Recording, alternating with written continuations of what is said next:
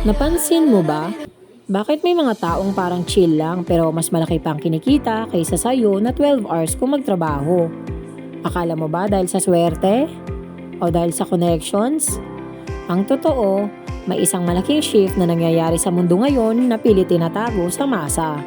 At kung hindi mo ito malalaman sa loob ng susunod na 3 minuto, baka magising ka na lang isang araw nang wala na palang trabahong inaasahan mo. Handa ka na bang malaman ang katotohanan?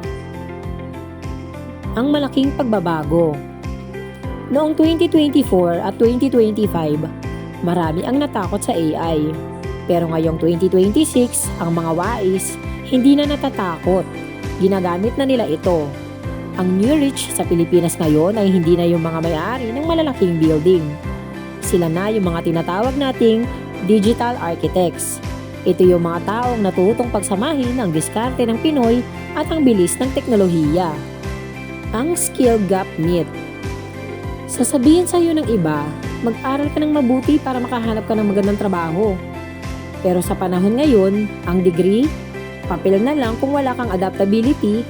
Ang mga skills na inaral mo ng 4 na taon sa college ay kayang gawin ng AI sa loob ng 4 na segundo.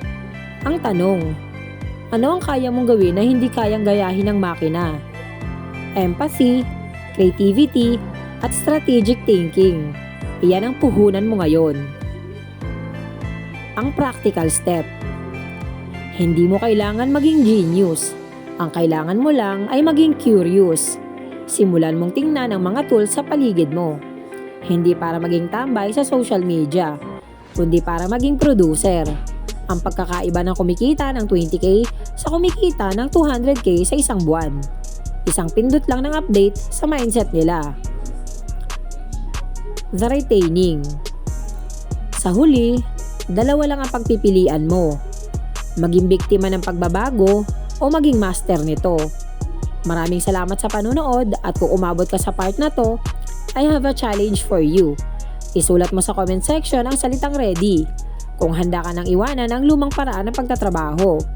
Sa susunod na video, ituturo ko sa inyo ang step by step kung paano ko sinimulan ang aking digital journey nang walang puhunan. Don't forget to subscribe dahil ang susunod na kwento ay pwedeng kwento mo na.